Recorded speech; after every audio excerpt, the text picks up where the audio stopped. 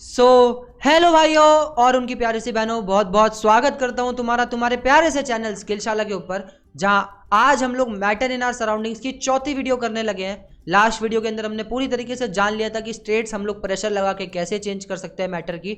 जिस किसी ने भी वो वीडियो नहीं देखी है, मैं ऊपर आई बटन पर लिंक दे दूंगा, जाओ जाकर के वो वीडियो देख करके आओ। और जिस किसी ने वो वीडियो देख लिया है, चलिए शुरू करते हैं अपने आज के वीडियो के साथ।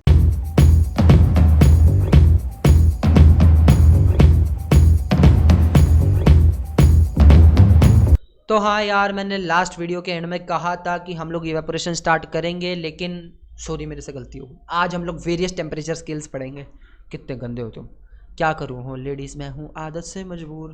तो यार वेरियस टेम्परेचर स्केल का मतलब क्या है, तुम ध्यान से सोचो। हमारे आसपास ना टेम्परेचर को मेजर करने के लिए अलग अलग यूनिट्स बनाई गई है, अलग अलग यूनिट्स बनाई गई है। तुम जानते हो टेम्परेचर को मेजर किया जा सकता है, टेम्परेचर घटता बढ़ता रहता है, और इस चीज़ को मेजर अलग अलग तरीक़ों से किया जा सकता है। अलग अलग स्केल्स बनाए गए। स्केल से मेरा मतलब ध्यान से समझने की कोशिश करना, डेप्थ में जाके देखते हैं कि जैसे मान लो कि तुम्हें कभी को कोई लेंथ मेजर करनी है, तो लेंथ मेजर करने के लिए तुम्हारे पास अलग अलग स्केल्स होते हैं। तुम सेंटीमीटर में भी मेजर कर सकते हो, तुम मीटर में भी मेजर कर सकते हो, तुम किलोमीटर में भी मेजर कर सकते हो।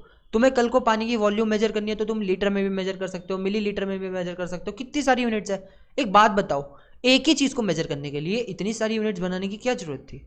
हाँ कि ना, एक ही यूनिट में काम चल जाता। तो ऐसा इसलिए होता है कि किन्हीं किन्हीं चीज़ों के लिए ना वो यूनिट्स बहुत छोटी पड़ जाती है, तो बड़ी यूनिट्स बनानी पड़ती है। जैसे मान लो कि मेरे पास 1 किलोमीटर का डिस्टेंस है। अगर मैं तुम्हें बोलूँ 1 किलोमीटर का डिस्टेंस, भाई ये ले 15 सेंटीमीटर वाला स्केल और जाकर के इसको सेंटीमीटर में मेजर करके आ, तो तुम कहोगे यार सेंटीमीटर में तो बड़ी दिक्कत हो जाएगी भाई, सेंटीमीटर में मेजर नहीं हो पाएगा। 1 किलोमीटर के अंदर कितने सेंटीमीटर होंगे? 1,00,000 सेंटीमीटर। ओह, बड़ी दिक्कत हो जाएगी, हाँ कि ना।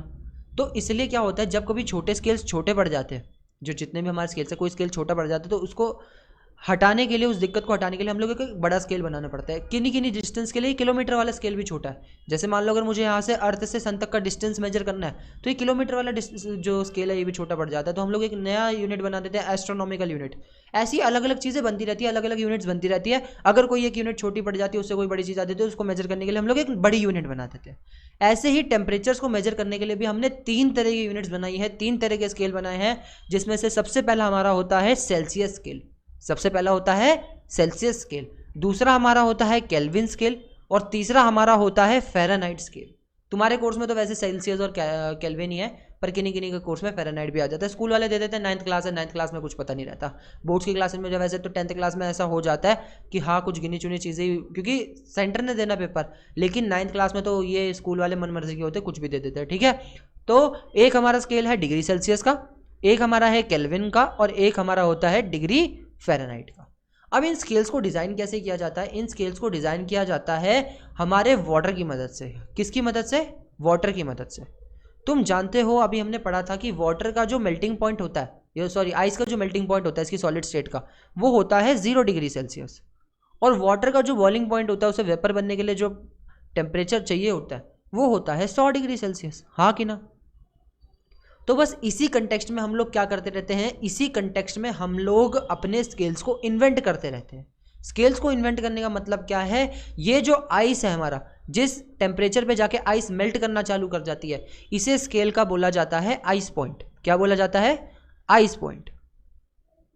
और जिस पॉइंट पे जाके पानी वेपर बनने लग जाता है, उसको बोला जाता है स्टीम पॉइंट। क्या बात क्लियर है?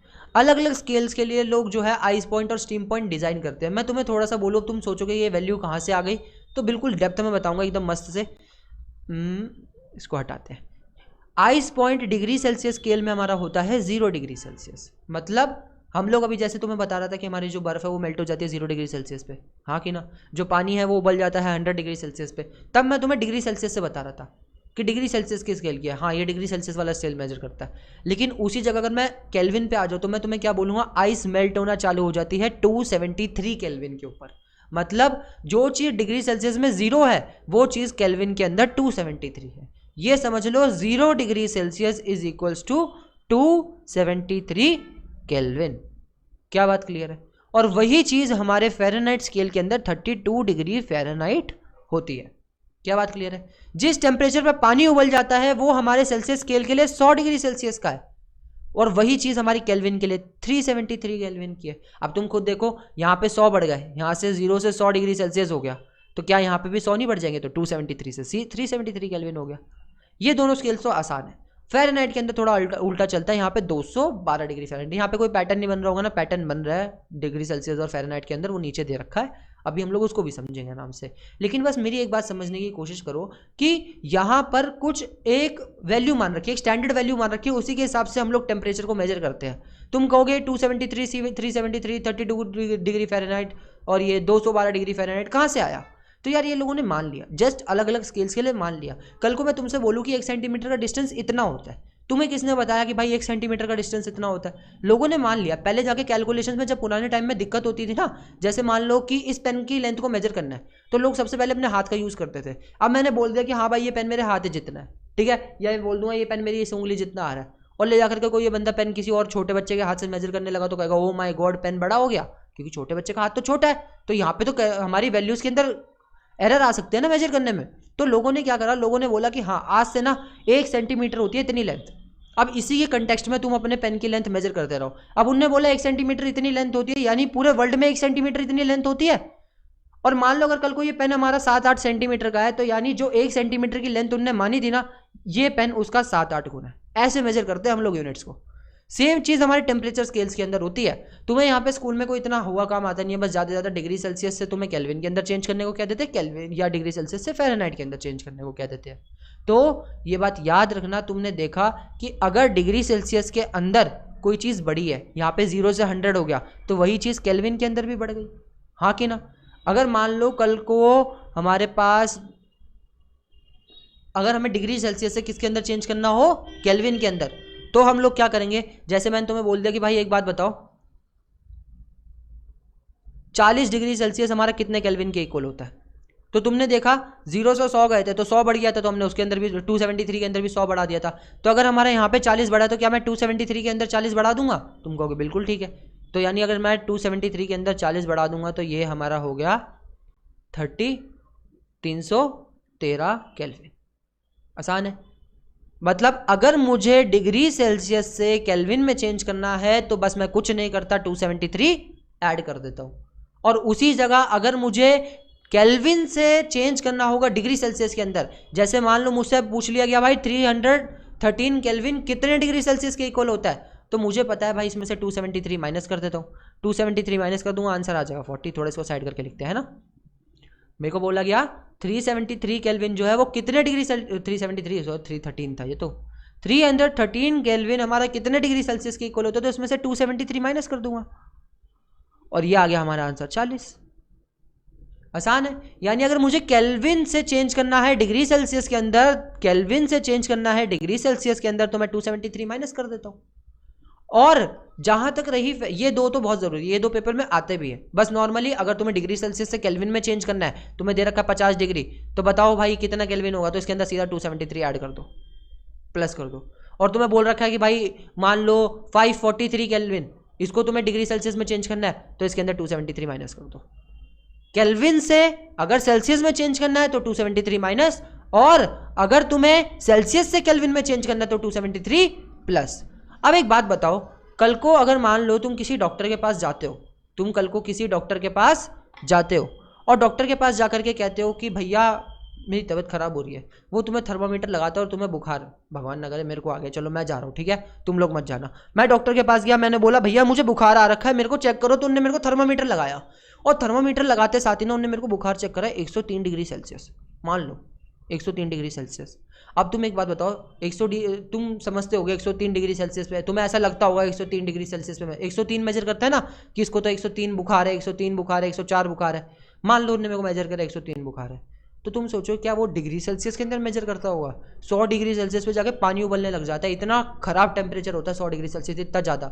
हमारी बॉडी क्या उससे भी ज़्यादा गर्म होती है? नहीं, इतनी गर्म थोड़ी होती है। तो वो जो मेजर करता है वो मेजर करता है हमारा डिग्री फ़ारेनहाइट के अंदर। हाँ, जो डॉक्टर के थर्मामीटर है वो हमारी मेजरमेंट लेते हैं डिग्री फ़ारेनहाइट के अंदर। तो डिग्री फ़ारेनहाइट से अगर मेरे को सेल्सियस से डिग्री फ़ारेनहाइट में चेंज करना है, तो मैं क्या करूँगा, बस जितना भी मेरे को डिग्री दे रखा है, वैसे हमारा नॉर्मल बॉडी टेम्परेचर, जब मेरे को बुखार होता है ना, तो मान लो मेरे को बुखार है, तो वैसे नॉर्मल बॉडी टेम्परेचर तो हमारा 36-38 रहता है, जब बुखार होता है तो ज़्यादा से ज़्यादा 40 हो जाता है। तो मान लो अगर मुझे अब इस 40 डिग्री सेल्सियस को चेंज करना है फ़ारेनहाइट के अंदर, तो मैं क्या करूंगा, यहां पे पुट करूंगा 40 डिग्री सेल्सियस, 40 इंटू 9/5 प्लस 32। तो यहां से मैंने काटा 5 8 जा 40, 8 9 जा कितना होता है, 8 9 जा 72, यस 72। तो 72 प्लस 32 कितना हो गया, ये हो गया हमारा 104, हाँ कि ना, 104 डिग्री फ़ारेनहाइट। ये जो हमारा बुखार मेजर होता है ना, ये मेजर होता है हमारा फ़ारेनहाइट स्केल के अंदर, ना कि सेल्सियस स्केल के अंदर। सेल्सियस स्केल में 100 डिग्री सेल्सियस बहुत ज़्यादा हो जाता है, तो जो हमारा बुखार मेजर होता है वो होता है फ़ारेनहाइट स्केल के अंदर। तो ठीक है, ऐसे अलग अलग स्केल्स हमारे बनाए जाते हैं, बहुत सारे स्केल है। अभी तुम अगर क्लास 11th में जाके पढ़ोगे ना, तो क्लास 11th में तो बहुत ही ज़्यादा मिलते हैं। तो मुझे बहुत मतलब अलग अलग कन्वर्ट करना भी, ये जो फॉर्मूले मैंने बना के दिखाया ना, ये तो मैंने तुम्हें सीधा बनाया दे दिया, वहाँ पे तुम्हें बनाना भी सिखाते हैं। ठीक है, और उम्मीद है तुम्हें आज की वीडियो बहुत अच्छे से समझ आई होगी। ये video paper point of view से बहुत ज़रूरी है, पेपर में डिग्री सेल्सियस से केल्विन और केल्विन से डिग्री सेल्सियस में कन्वर्ट करने को आता है। तो बस थोड़े बहुत क्वेश्चन की प्रैक्टिस कर लेना, नहीं तो मैं एक क्वेश्चन की अलग से वीडियो बना भी दूंगा, सारे एनसीईआरटी के क्वेश्चन सॉल्व भी करवा दूंगा। और तब तक के लिए ऐसे ही पढ़ते रहो, आग लगाते रहो। Bye bye, ta-ta, see you.